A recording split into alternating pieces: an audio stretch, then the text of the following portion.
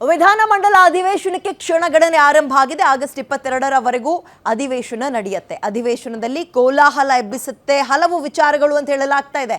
ಸರ್ಕಾರವನ್ನ ಇಕ್ಕಟ್ಟಿಗೆ ಸಿಗಾಕ್ಸೋಕೆ ದೋಸ್ತಿ ಪಡೆ ಕೂಡ ಈಗ ರೆಡಿಯಾಗಿ ನಿಂತಿದೆ. ಬ್ರಹ್ಮಾಸ್ತ್ರಗಳ ಮೂಲಕ ಸರ್ಕಾರಕ್ಕೆ ಚಾಟಿ ಬೀಸಲು ಪ್ರತಿಪಕ್ಷಗಳು ಮುಂದಾಗಿವೆ. ಅಧಿವೇಶನದ ಮೊದಲ ದಿನವೇ ಸರ್ಕಾರದ ವಿರುದ್ಧ ಪ್ರತಿಭಟನೆ. ಮೊದಲನೇದಾಗಿ ಮತಗಳ್ಳತನದ ಆರೋಪದ ವಿರುದ್ಧ ಪ್ರತಿಭಟನೆಗೆ ಬಿಜೆಪಿ ಮತ್ತು ಜೆಡಿಎಸ್ ಇಳಿಯುತ್ತೆ ಅಂತ ಹೇಳಲಾಗ್ತಾ ಇದೆ. ಕೆಲವೇ ಕ್ಷಣಗಳಲ್ಲಿ ವಿಧಾನಸೌಧದ ಗಾಂಧಿ ಪ್ರತಿಮೆಯ ಮುಂದೆ ಪ್ರತಿಭಟನೆಗೆ ಜಂಟಿ ಪಕ್ಷಗಳು ಕೂಡ ರೆಡಿಯಾಗಿವೆ ಅಂತ. ಪ್ರತಿಭಟನೆ ಬಳಿಕ ಉಭಯ ಕಲಾಪ ಪ್ರವೇಶಿಸೋಕೆ ಪ್ಲಾನ್ ಮಾಡ್ಕೊಂಡಿದ್ದಾರಂತೆ. ನಿಲುವಳಿ ಸೂಚನೆ, ಶೂನ್ಯ ವೇಳೆಯಲ್ಲೂ ಕೂಡ ಸರ್ಕಾರದ ವಿರುದ್ಧ ಹೋರಾಟ ಮಾಡೋದು. ಸರ್ಕಾರದ ವಿರುದ್ಧ ಒಗ್ಗಟ್ಟಿನ ಹೋರಾಟಕ್ಕೆ ಬಿಜೆಪಿ ಮತ್ತು ಜೆಡಿಎಸ್ ತಂತ್ರವನ್ನ ಹೆಣೆದಿದೆ. ಕೆಲವೇ ಕ್ಷಣಗಳಲ್ಲಿ ವಿಧಾನಸೌಧದ ಗಾಂಧಿ ಪ್ರತಿಮೆಯ ಮುಂಭಾಗ ಪ್ರತಿಭಟನೆಗೆ ಮುಂದಾಗ್ತಾ ಇದ್ದಾವೆ. ಮತಗಳ್ಳತನದ ಆರೋಪವನ್ನ ಎಐಸಿಸಿ ಅಧ್ಯಕ್ಷ ಖರ್ಗೆ ಅವರು ಹಾಗೆ ರಾಹುಲ್ ಗಾಂಧಿ ಅವರು ರಾಜ್ಯಕ್ಕೆ ಬಂದಿದ್ರು. ಯಾವತ್ತು ಮೊನ್ನೆ ಲಕ್ಷ್ಮೀ ಹಬ್ಬದ ದಿನ ಬಂದಿದ್ರು. ಕೆಲವೊಂದು ದಾಖಲೆಗಳನ್ನ ತೋರಿಸಿದ್ರು. ಅದಾದ್ಮೇಲೆ ಆ ಒಂದು ಕಂಪ್ಲೇಂಟ್ ಅನ್ನ ಕೊಡೋಕೆ ಹೋದ್ರೆ ಕಂಪ್ಲೇಂಟ್ ಕಾಪಿಯಲ್ಲಿ ಇವರಿಬ್ರು ಹೆಸರು ಹಾಕಿರ್ಲಿಲ್ಲ. ಇಲ್ಲಿ ನಮ್ಮ ರಾಜ್ಯದ ಲೀಡರ್ಸ್ಗಳು ಹೆಸರನ್ನ ಅಂದ್ರೆ ಸೈನ್ ಹಾಕಿದ್ರು, ಕಂಪ್ಲೇಂಟ್ ಕೊಟ್ಟರು, ಇದೆಲ್ಲವೂ ಆಯ್ತು. ಆದ್ರೆ ಯಾವುದೇ ರೀತಿಯ ಪ್ರೂಫ್ಗಳಿಲ್ಲದೆ ಆಧಾರ ರಹಿತ ಆರೋಪವನ್ನ ಮಾಡ್ತಾ ಇದ್ದಾರೆ. ಇದನ್ನ ನಾವು ಯಾವತ್ತಿಗೂ ಸಹಿಸಲ್ಲ. ನಮ್ಮ ವಿರುದ್ಧ ಮಾತ್ರ ಷಡ್ಯಂತ್ರ ಅಥವಾ ಆರೋಪ ಮಾಡ್ತಾ ಇಲ್ಲ, ಚುನಾವಣಾ ಆಯೋಗದ ಮೇಲೂ ಕಂಪ್ಲೇಂಟ್ ಮಾಡ್ತಾ ಇದ್ದಾರೆ. ಇದನ್ನ ಸುತಾರಾಮ್ ನಾವು ಒಪ್ಪಕ್ಕೆ ರೆಡಿ ಇಲ್ಲ. ಇದ್ರ ಬಗ್ಗೆ ಪ್ರತಿಭಟನೆ ಮಾಡ್ತೀವಿ ಅಂತ ಬಿಜೆಪಿ ಮತ್ತು ಜೆಡಿಎಸ್ ಜಂಟಿಯಾಗಿ ಮುಂದಾಗ್ತಾ ಇದ್ದಾವೆ. ಸೊ ಇವತ್ತಿನಿಂದ ಕಲಾಪ ಆರಂಭ ಆಗುತ್ತೆ.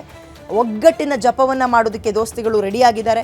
ಜೆಡಿಎಸ್ ಬಿಜೆಪಿ ಸಮನ್ವಯ ಸಮಿತಿಯ ಸಭೆ ಬೇರೆ ಮಾಡ್ಕೊಂಡಿದ್ದಾರೆ. ಇದಕ್ಕೆ ಅಂದ್ರೆ ಜಂಟಿಯಾಗಿ ಅಟ್ಯಾಕ್ ಮಾಡಿಬಿಡೋಣ, ಒಟ್ಟಿಗೆ ಅಟ್ಯಾಕ್ ಮಾಡೋಣ ಅವ್ರ ಮೇಲೆ ಅಂತ. ಇವತ್ತಿನಿಂದ ಈ ವಿಧಾನಮಂಡಲ ಅಧಿವೇಶನ ಆರಂಭ ಆಗ್ತಾ ಇದ್ದು ಸರ್ಕಾರವನ್ನ ತರಾಟೆಗೆ ತಗೊಳ್ಬೇಕು. ಅದಕ್ಕೆ ಬೇಕಾಗಿರುವ ಕಾರ್ಯತಂತ್ರಗಳನ್ನ ಕೂಡ ಆಲ್ರೆಡಿ ಅವರು ರೂಪಿಸ್ಕೊಂಡಿದ್ದಾರೆ. ಕೇವಲ ಇದ್ರ ಮಾತ್ರ ಅಲ್ಲ, ಏನ್ ಹೇಳಿ ಮತಗಳ್ಳತನದ ವಿಚಾರ ಮಾತ್ರ ಅಲ್ಲ, ಇಲ್ಲಿ ತನಕ ಆದಂತಹ ಅಧ್ವಾನಗಳು. ಎಕ್ಸಾಂಪಲ್, RCB ಕಪ್ ತಗೊಂಡಂತಹ ಸಂದರ್ಭದಲ್ಲಿ ಸ್ಟೇಡಿಯಂ ಮುಂಭಾಗ ಕಾಲು ತುಳಿತಾಯ್ತು, ಒಂದಷ್ಟು ಜನ ಸಾವನ್ನಪ್ಪಿದ್ರು. ಆಮೇಲೆ ರಸಗೊಬ್ಬರಕ್ಕೆ ಸಂಬಂಧಪಟ್ಟಂತೆ ರೈತರು ಪಡಬಾರ್ದು ಗೋಳನ್ನ ಪಡ್ತಾ ಇದ್ದಾರೆ. ಹೀಗೆ ಇನ್ನು ಹಲವು ಸಮಸ್ಯೆಗಳನ್ನ ರಾಜ್ಯ ಸರ್ಕಾರದ ಮೇಲೆ ಅಂದ್ರೆ ಇಲ್ಲಿ ತನಕ ನಮ್ಮ ರಾಜ್ಯ ಅನುಸರಿಸ್ತು, ಅವೆಲ್ಲವನ್ನ ಅಸ್ತ್ರವನ್ನಾಗಿ ತಗೊಂಡು ಇದೀಗ ನಾವು ಅಟ್ಯಾಕ್ ಮಾಡೋಣ ಜಂಟಿಯಾಗಿ ಅಂತ ಬಿಜೆಪಿ ಮತ್ತು ಜೆಡಿಎಸ್ ರೆಡಿಯಾದಂಗೆ ಕಾಣಿಸ್ತಾ ಇದೆ. ಸೊ ಇದೀಗ ಕೆಲವೇ ಕ್ಷಣಗಳಲ್ಲಿ ಪ್ರತಿಭಟನೆಗೂ ಕೂಡ ಮುಂದಾಗ್ತಾರೆ.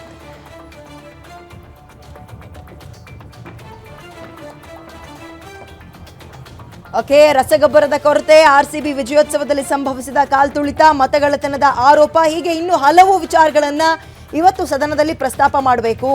ಆಡಳಿತ ಮಾಡ್ತಾ ಇರೋ ಕಾಂಗ್ರೆಸ್ ಅನ್ನ ಹೆಂಗ್ ಇಕ್ಕಟ್ಟಿಗೆ ಸಿಗಾಕಿಸಬೇಕು ಅನ್ನೋದ್ರ ಬಗ್ಗೆ ಚರ್ಚೆ ಆಗ್ತಾ ಇದೆ.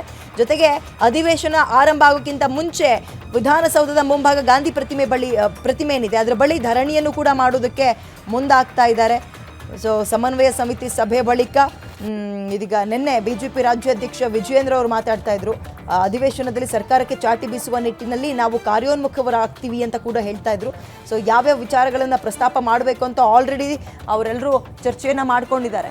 ಇಲ್ಲಿ ತನಕ ರೈತರಿಗಾದಂತಹ ಸಮಸ್ಯೆಗಳು, ರೈತರಿಗಾದ ಅನ್ಯಾಯ ಮತ್ತು RCB ವಿಜಯೋತ್ಸವದ ವೇಳೆ ಕಪ್ ತಗೊಂಡಂತಹ ಸಂದರ್ಭದಲ್ಲಿ ಆದ ಕಾಲ್ತುಳಿತ ಅಂದರೆ ಸಂಭ್ರಮಾಚರಣೆ ಸಂದರ್ಭದಲ್ಲಿ, ಆಮೇಲೆ ಮತಗಳ್ಳತನದ ಆರೋಪ ಏನಿದೆ ಅದು ಬೇಸ್ಲೆಸ್ ಆರೋಪ, ಇವನ್ನೆಲ್ಲ ತಗೊಂಡು ಒಟ್ಟಿಗೆ ಇಬ್ರು ಕೈ ಇಟ್ಕೊಂಡು ಜಂಟಿಯಾಗಿ ಅಟ್ಯಾಕ್ ಮಾಡೋಣ. ನಮ್ಮ ಬತ್ತಳಿಕೆಯಲ್ಲಿ ಇಂತಹ ವೆರೈಟಿ ಅಸ್ತ್ರಗಳನ್ನು ಇಟ್ಕೊಳ್ಳೋಣ. ಒಂದೊಂದನ್ನೇ ಕಾಂಗ್ರೆಸ್ಸಿಗೆ ಬಿಟ್ಟು ಇಕ್ಕಟ್ಟಿಗೆ ಸಿಗಾಕ್ಸೋಣ ಅಂತ ಇದೀಗ ಬಿಜೆಪಿ ಮತ್ತು ಜೆಡಿಎಸ್ ಒಂದಷ್ಟು ದಿನಗಳಿಂದಲೇ ತಯಾರಿಗಳನ್ನು ಮಾಡಿಕೊಂಡಿವೆ. ಇವತ್ತು ಆ ಅಸ್ತ್ರಗಳನ್ನು ಹೇಗೆ ಪ್ರಯೋಗ ಮಾಡುತ್ತೆ, ರಾಜ್ಯ ಸರ್ಕಾರವನ್ನು ಅಥವಾ ಆಡಳಿತಾರೂಢ ಸರ್ಕಾರವನ್ನು ಹೇಗೆ ಇಕ್ಕಟ್ಟಿಗೆ ಸಿಗಾಕ್ಸುತ್ತೆ ಕಾದು ನೋಡಬೇಕು. ರಾಹುಲ್ ಗಾಂಧಿ ಮತಗಳ್ಳತನ ಆರೋಪವೇ ಮೊದಲ ದಿನದ ಅಜೆಂಡಾ ಅಂತ ಇದ್ದಾರೆ. ಇದನ್ನೇ ಆರೋಪ ಅಂದರೆ ಇದನ್ನು ಮುಂದಕ್ಕೆ ಇಟ್ಕೊಳ್ತಾರೆ. ಈ ಟಾಪಿಕ್ನ ಮತಗಳ್ಳತನ ವಿಚಾರ ಮುಂದಿಟ್ಕೊಂಡು ಕಾಂಗ್ರೆಸ್ ಬಿಜೆಪಿ ನಡುವೆ ಸಮರ ಆಗುವ ಸಾಧ್ಯತೆ ಇದೆ. ಮತಗಳ್ಳತನ ದಾಖಲೆ ಸಂಬಂಧ ಪರಸ್ಪರ ಆರೋಪ ಪ್ರತ್ಯಾರೋಪ. ಇವ್ರು ಏನೋ ತೋರಿಸಿದ್ರು ಡಾಕ್ಯುಮೆಂಟ್ಸ್ ಇದೆ ಅಂತ. ಅಯ್ಯೋ, ಮೊನ್ನೆ ಯಾವತ್ತು ಡೆಲ್ಲಿಯಲ್ಲಿ ಸಿದ್ದರಾಮಯ್ಯ ಅವರು ಅವತ್ತು ಹೋದ್ರಲ್ಲ, PPTA ಪ್ರದರ್ಶನ ಆಗ್ಬಿಡ್ತು ರಾಹುಲ್ ಗಾಂಧಿ ಅವ್ರ ಕಡೆಯಿಂದ. ನೋಡಿ ಇಷ್ಟಿದೆ ಅಂತ ಇಡೀ ಒಂದೊಂದು ಬುಕ್ ತೋರಿಸ್ಬಿಟ್ರು, ಡಾಕ್ಯುಮೆಂಟ್ಸ್ ಇದೆ ಅಂತ. ಅದಾಗ್ತಾ ಇದ್ದಂತೆ ಶುಕ್ರವಾರ ಬಂದರು ವರಮಹಾಲಕ್ಷ್ಮಿ ಹಬ್ಬ. ಅವತ್ತು ಫ್ರೀಡಂ ಪಾರ್ಕ್ನಲ್ಲಿ ಪ್ರೊಟೆಸ್ಟ್ ಕೂಡ ಆಯಿತು. ಆದರೆ ಚುನಾವಣಾ ಆಯೋಗ ಕೂಡ ಗರಂ ಆಗಿದೆ. ಯಾವ ರೀತಿ ನೀವು ನಮ್ಮೇಲೂ ಆರೋಪ ಮಾಡ್ತಾ ಇದ್ದೀರಿ, ನೀವೇನಿದ್ರು ರಾಜಕೀಯ ಕಚ್ಚಾಟಗಳನ್ನು ಮಾಡ್ಕೊಳ್ಳಿ, ನಮ್ಮನ್ನ ಯಾಕೆ ಎಳಕ್ ತರ್ತಾ ಇದ್ದೀರಿ ಇದ್ರ ನಡುವೆ. ತೋರಿಸಿ ಅದು ಯಾವ ರೀತಿಯ ಆರೋಪವನ್ನ ಅದರ ಪ್ರೂಫ್ ಇಟ್ಕೊಂಡು ಆರೋಪ ಮಾಡ್ತಾ ಇದ್ದೀರಾ. ಬೇಸ್ಲೆಸ್ ಆರೋಪವನ್ನ ನಾವು ಸಹಿಸೋದೇ ಇಲ್ಲ ಅಂತ ಅವರು ಕೂಡ ಗರಂ ಆಗಿದ್ದಾರೆ ಕಾಂಗ್ರೆಸ್ ವಿರುದ್ಧ.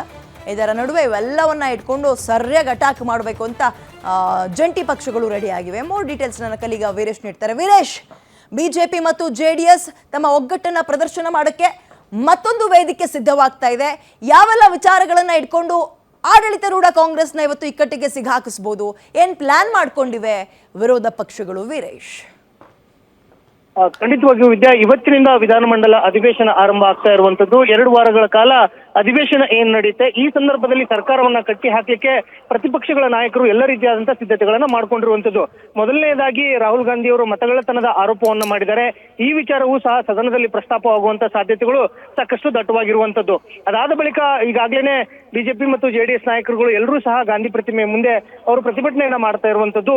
ಇವತ್ತಿನ ಅಧಿವೇಶನದಲ್ಲಿ ಪ್ರಮುಖವಾಗಿ RCBಯ ಸಂಭ್ರಮಾಚರಣೆ ವೇಳೆಯಲ್ಲಿ ಕಾಲ್ತುಳಿತಕ್ಕೆ ಒಳಗಾಗಿ 11 ಜನ ಅಭಿಮಾನಿಗಳು ಏನ್ ಸಾವನ್ನಪ್ಪಿದ್ದಾರೆ. ಆ ವಿಚಾರವೂ ಸಹ ಇವತ್ತು ಸದನದಲ್ಲಿ ಪ್ರಸ್ತಾಪ ಆಗುವಂತ ಸಾಧ್ಯತೆ ಇರುವಂತದ್ದು.